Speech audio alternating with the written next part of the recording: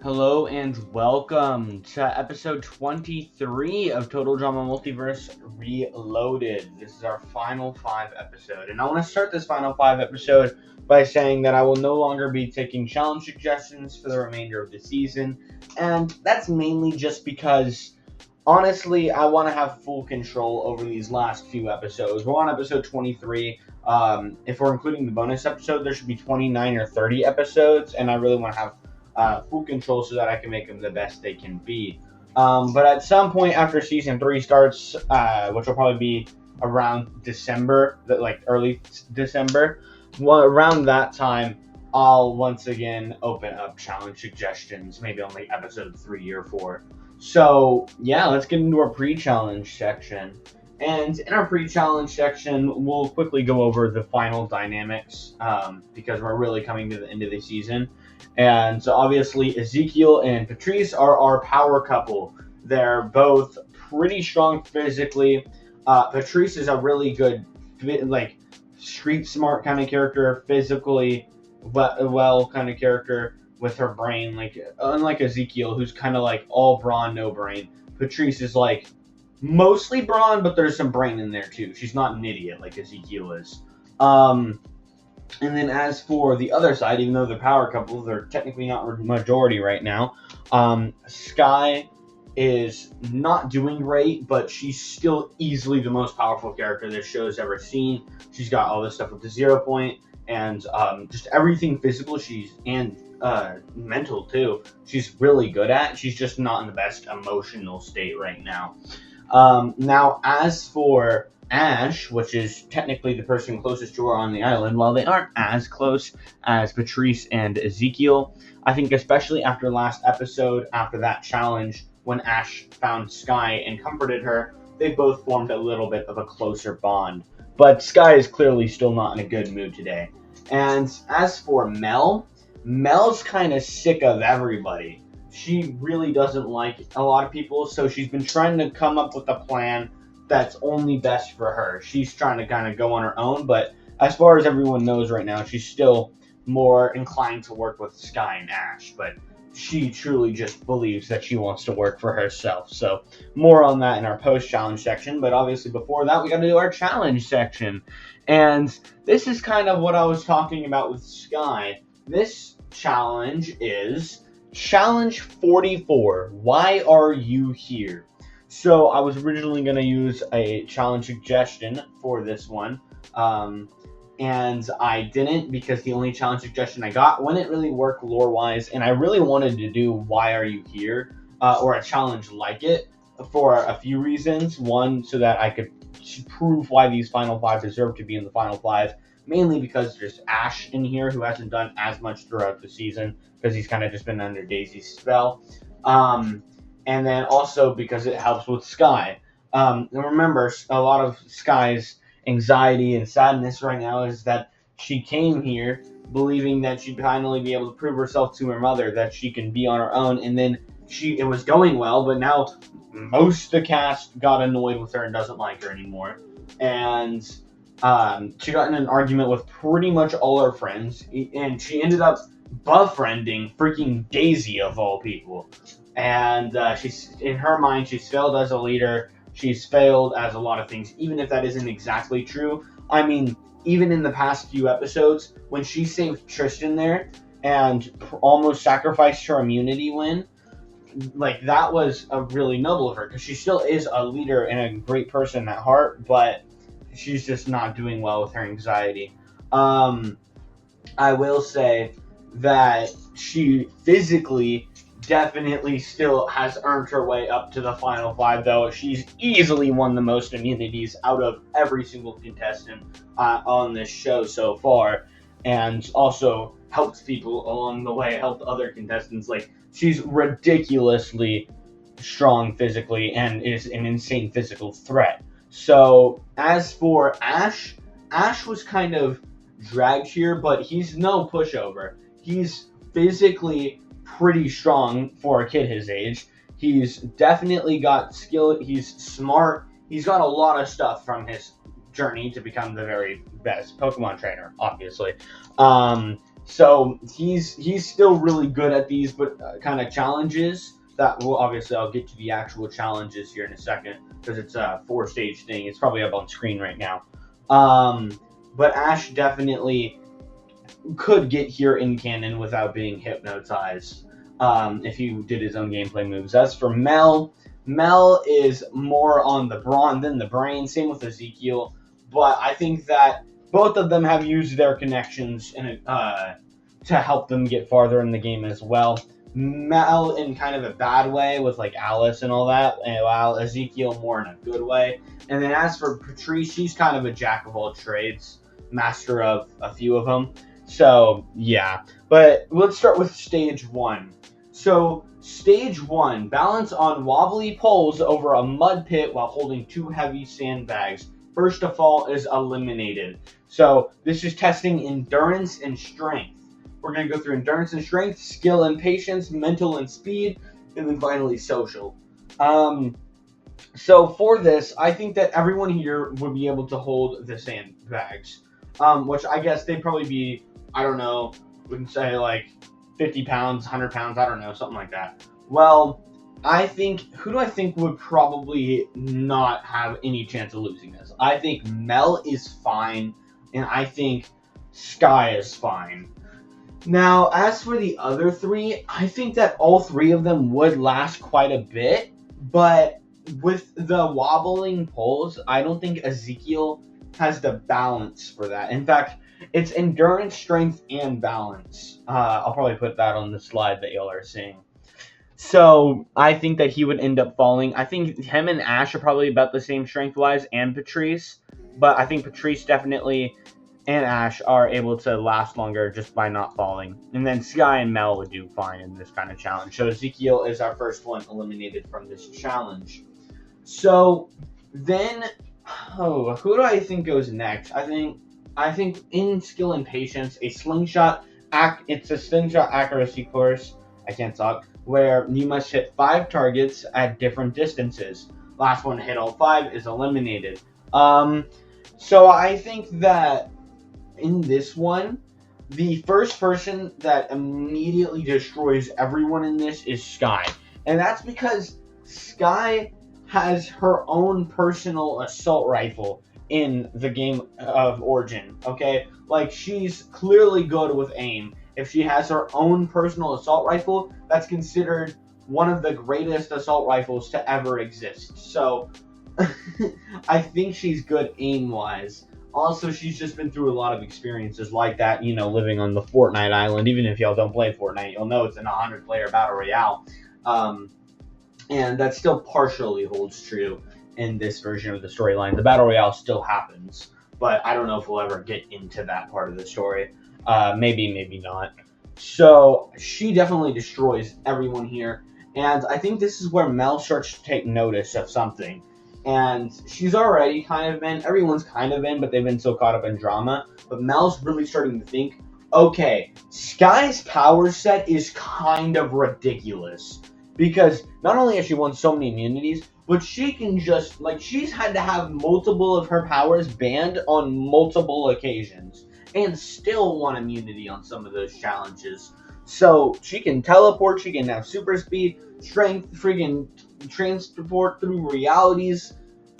She has her rift swords, which she hasn't had to use, thankfully, throughout the season because they're way too powerful. She can become a freaking 0-point energy nuke.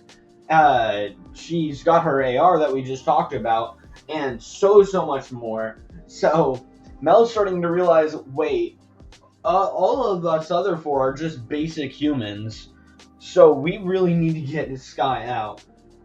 So she continues to try her hardest, and I think that Mel would also make it through this. Now, who do I think gets out between Ash and Patrice? Okay, here's what I think. I think that since this is a slingshot challenge, I'm going to give it to Patrice. And that's because Patrice is pretty much a survivalist. I mean, she lived in the zombie apocalypse longer than pretty much anyone else. She's one of the last people that was alive on that entire planet. Obviously, there's little pockets of people here and there. But she was on her own for a lot of that time, too, as her uncle and her friend friend, were both mauled by the zombies, and so were all the plants too, except Green Shadow. But Green Shadow was taken to Total Drama Multiverse, season 1. So I think that Patrice probably has a good shot, and while I don't think Ash has a bad shot, I don't think it's anything crazy. Which means that both of our dudes are eliminated so far. It is crazy how much freaking more powerful the girls are than the guys this season. I'm sure Ezekiel definitely has to hold down some thoughts about that. At least with these. Obviously, people like Batman were in the season, right? But which Sky can still easily take Batman, but Batman could beat Patrice and Mel's asses. But I think that Ezekiel's probably had some outdated thoughts. So then we get to challenge 3 or stage 3, which is mental and speed. So they must solve a Rubik's Cube that's 9 by 9. If y'all have never seen a 9 by 9 Rubik's Cube, guys, I can't solve a 2 by 2 Rubik's Cube. But if you've ever seen that, go search it up. It's ridiculous. So they have to be smart enough to do it and fast enough to do it before the others, because the last one to solve it is eliminated. So who do I think wins first here? Well, I actually think it's Sky. I mean, she is so, she's really smart with these kind of things. And I'm not trying to make her a Mary Sue who's perfect in every way. Obviously, she has her emotional problems. But this challenge is really to prove, at least to Sky, that she is here because she's powerful. But she's not taking that well. Instead, she's thinking, I'm only here because I'm powerful, not because I'm me. So, because there's been a few scenarios where Sky would have been the person voted out had she not won those immunities for being so gosh damn powerful. And she didn't earn those powers. She got them through luck, which y'all will learn about eventually. And I think that she'd still be smart enough to do it. And then between Mel and Patrice, I don't think Mel has the patience. She had the patience to get the to line up the shots the last time, but I think in stage 2. But I think that in here, she would rage so hard with the Rubik's Cubes. I could see her and Patrice going at it, and then Mel would be like, I did it! And then Patrice would be like, oh, and then Lauren would see it and say, turn it around. And Mel would, and there'd be one little piece out of place, and Mel would just crash out. And as she's crashing out, I think Patrice would be able to scoot by, which takes Mel out. Now we get to our final challenge, which I think is pretty interesting. Obviously, you have to include a social game one in here.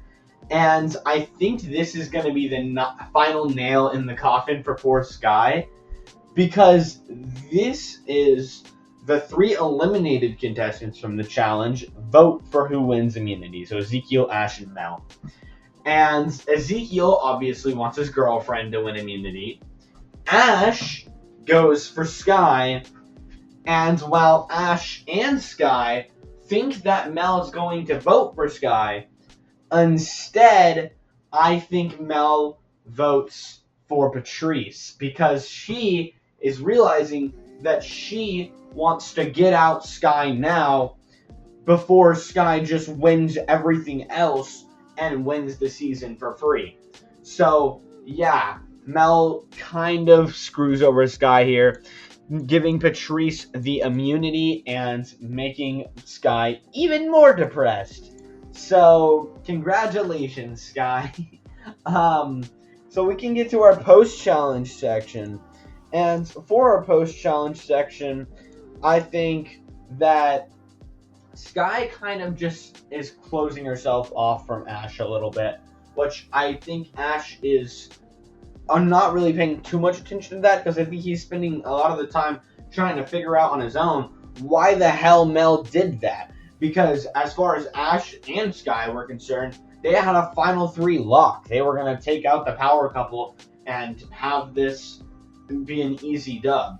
Well, Mel has an idea.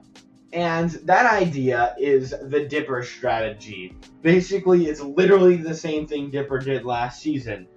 her goal is to try to convince the couple to vote with her to get Sky out, since Sky is a huge threat.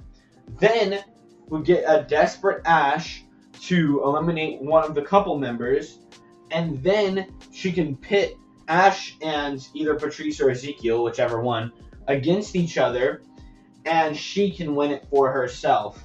So she goes to Patrice and Ezekiel, and she enacts the first step of her plan, where she tells them all about how Sky's the problem, and they need to get out Sky. And that's why Mel gave Patrice immunity. And that's why...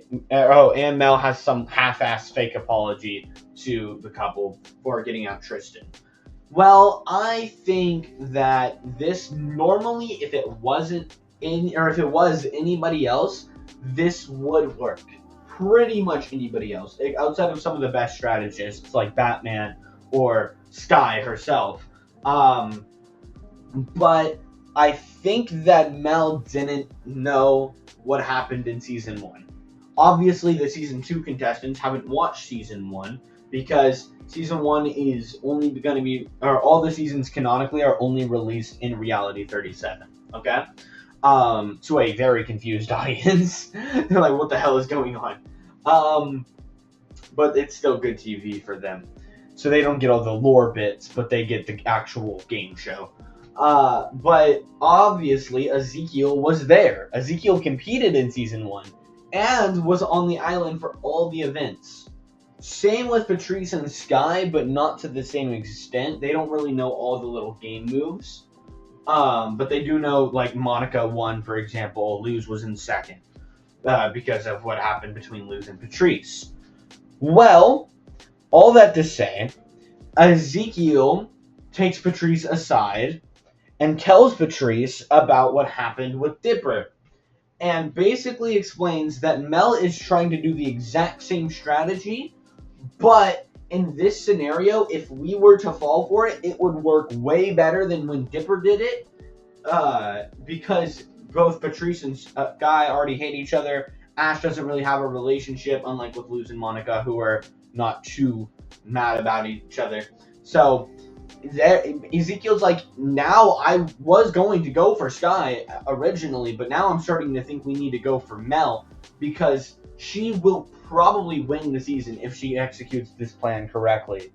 And Patrice thinks about it and brings us to our elimination ceremony. So, for the elimination ceremony, it looks like it's gonna be a 3-2 vote according to Mel's plan. It's going to be 3 votes Sky, 2 votes probably Mel, maybe like Ezekiel, I don't know. But she probably thinks they'd vote for her since Patrice was given the immunity over Sky. So I think that they would go for Mel. So that is actually what happens partially. Sky and Ash vote Mel, and Mel votes for Sky, but Patrice and Ezekiel vote for Mel, sending a pissed off Mel to elimination. Well, I think that's a pretty good spot for Mel. She didn't do too much in the pre-merge, but I think in the merge, she definitely did a lot, and I really liked how she turned out. Now, I will say, I was not expecting Mel to get here. I usually have, like, the next 3 episodes in advance mapped out, but, like, when I released episode 1, I did not have the merge mapped out, right? I had, like, up to maybe 2D's original elimination, because he got eliminated twice, but his first elimination, I had, like, maybe up to that mapped out at the time. So I was not expecting Mel from Gaslight District, a show that only has 1 episode, and a show that, while I liked the episode, wasn't like the craziest thing in the world. I wasn't expecting her to make it this far, but I think she should make it here as a representative for kind of like the Mel, Alice, Six, Captain Underpants, like that whole part of the storyline. So yeah, I do like Mel in this, and I'm very glad that she got this far, because I think it made for good TV. As for our final 4, I was actually able to even the gender ratio. I didn't think that ever be possible for me because for some reason it always looks like there's like way more girls than guys. But there's 2 guys here and 2 girls here, and they're both on a duo. So I can't wait for y'all to see what happens in these final few episodes. But until then, I will catch y'all in the next one. See ya. So, remember when I said that the last official member of the villains team was going to be Harley Quinn? And then I said that the last member who gets to choose was Harley, but the actual last member was Daisy? Yeah, so that is technically a lie.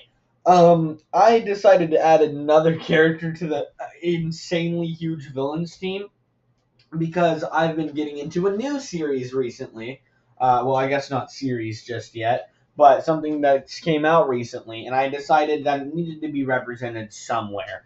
Now, obviously, we're in the final 4, so I'm not about to add a character to the main game. And after thinking over another problem I had with some of the lore I was going to do in season 3 of the show, I settled on this idea. It also helps the lore right now, though, so let's get into it. In the final reality, the villains are all making their master plan, which y'all will learn about soon, but not now. However, Malik and Death still have to deal with the people that come to them because they die, or the people that make deals with Malik. Well, somebody actually comes through to the final reality, and Death is kind of annoyed with the person because the person comes on Death's side or Death's section because they're using both the sections, right? Just because this person didn't really know how to do it very well. Well, this person starts talking about how they need to go talk to Malik, and Death doesn't want to hear any of it. So Death attacks the person just to get the person away because they're assuming that somehow this person knows about Malik and is going to wish to have their life restored for some cost, which Death obviously finds well, I guess not obviously if you haven't seen the movie, but he finds the concept of multiple lives ridiculous and he thinks it's really stupid. So he attacks this person, and this person normally kind of just looked like an anthropomorphic bat, but after getting attacked by Death, this person's enraged and goes full beast mode and turns into a huge monster mutant bat creature. It attacks Death and makes a lot of commotion, which gets a lot of people's attention. One of the people it gets attention of is Malik. Yeah, Malik comes in and defends Death, which makes them a little closer, even though they still don't like each other. They're kind of like business rivals. And after a big fight, this character returns back to normal. And Malik recognizes the person and is like, "Oh, you should have just told me Malevola sent you." And the person, who is Sonar, he, from Dispatch, he is like, "Well, I was trying to tell your furry boyfriend over here, but he just attacked me." And Death is really confused at this point. And Malik is like, "Okay, well, what's up?" And Sonar's like, "Hey, so," or he's like, "Yeah, so basically, I got cut from my superhero team I was on, and I really didn't know what to do. So I was gonna join the villains, but Malevola hit me up, which Malik knows Malevola. They're kind of like, I could see a world where they're like they were dating or something. I don't think they're still dating, but maybe they're still like good friends. Malevola, by the way, if you've never seen her, she's like a demon girl. They're both Sonar and Malevola are from the game Dispatch, which just released and I freaking loved. So, anyways, I think that Malik would be like, "All right, I'll make a deal with you. If you go on our team, our villains team, and help us conquer, yada yada yada." He goes through all the lore. Sonar probably falls asleep. I'm not about to bore you with all of that. Again, so after you help us conquer all that, then we'll help you get back in the team. And Sonar at first is like, "Well, I'm trying to be a good guy right now." And Malik's like, "Okay, then we can just kill you." And Sonar's like, "Whatever." So I think that Malik normally wouldn't take this kind of deal, especially because they have enough brute strength already. But he really does like Malevola. I think that they'd be really good friends right now, and they've probably had sex a few times, knowing Malevola and knowing Malik. So, yeah, we welcome Sonar onto our villains team. Now, I would say this is actually the last one, but I'm not even sure anymore, so I'm not going to make promises I can't keep. So, yeah, welcome Sonar. Look how many characters are here. There's 2, 4, 6, 8, 10, 12, 14, 16, 18. There's 20 members of our freaking villains team at this point. It's insane. Our band of heroes have made their way to the third and final temple.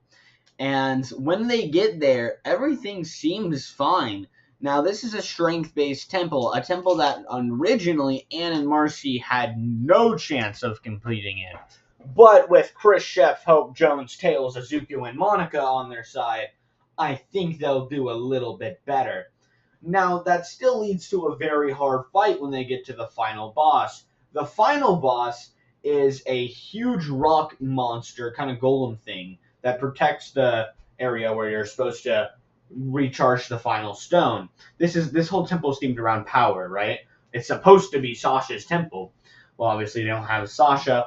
Also, this big stone creature is able to make the gravity in the room like 30 times stronger, which pretty much renders I think it would render Anne, Marcy, Tails, Chris, Chef, maybe even Hope and Jones useless. At least Jones with his arm, his metal arm.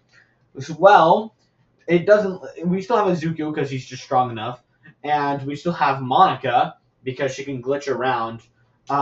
So that couple just starts freaking fighting, but they're still not able to take it down. Remember, Azuku's strong, but with the gravity and coupled with the fact that he's not at his strongest just yet, he's about his power level in like season 3 before the camp, so he can't do like he wouldn't be able to beat the what's the muscle guy's name? The muscle guy from MHA that's on the League of Villains. He wouldn't be able to beat that person at this point. So he definitely wouldn't be able to beat this giant rock creature. Well, someone comes in as the rock creature defeats Monica and Izuku and defeats the rock creature. And it's Sasha. And yeah, does it not make a lot of sense for Sasha to be able to beat this monster when Izuku and Monica can't? No, it really doesn't. But she beats it in the show, so she somehow beats it here. And I think that they're like, finally, you've chosen to come back to us. And then Marcy go up and hug her, and I think everyone else is just kind of happy. And Sasha's like, all right, let me refill the last stone. And she does because each stone is based off a person, just like each temple was, and it'll drain from them. So in this timeline, Marcy got hers fully drained. Unlike the original timeline, Anne got hers fully drained. Originally, she didn't. And Sasha, she fully drains hers, or actually, I think she half drains hers. Whenever one's fully drained, they don't have access to the powers anymore, by the way. They have access to powers, they just don't use them because they don't know they have access to powers while the stones are in there. But if you have it fully drained out of you, you can't use the powers anymore. If you have it half drained, you still can. Well, Sasha has it half drained before it's swiped off by Tails. And everyone's like, what the hell are you doing? And Tails is like, guys, look around. And in the shadows, you can see a few eyes peering, and including Grimes. And Sasha's like, damn it, they're on to us. And a bunch of toads and newts and even some rebel frogs. I guess they wouldn't be rebel frogs. They'd be freaking frogs that aren't rebels. But some betrayer frogs would all surround them. And the gravity to the room is back to normal, by the way, since the rock monster is defeated. But it's like everyone's already tired out from it. And now all these toads are here and Sasha's here. And it just becomes an all-out fight in this room for the box. And I'll be honest, I think that overall it kind of be a draw up until Sasha who gets really pissed off that she's getting beaten by Anne and Marcy, she has her powers activate. And after having the powers activate, the powers are pretty crazy. So she's able to beat up everyone else in the room that isn't already fully defeated. And she takes the box, but instead of fully refueling it, she's like, "Nah, I'm gonna keep these powers because they're awesome." But she faints after her powers time limit runs out because her body isn't really used to it just yet. And even though she faints and drops the box, I think that Anne and Marcy, who are on the ground, along with everyone else is on the ground, but they start trying to crawl towards the box, but I think Grime is able to just pick it up, pick a fainted Sasha up, and walk away with the box. So, yeah, not great for the heroes.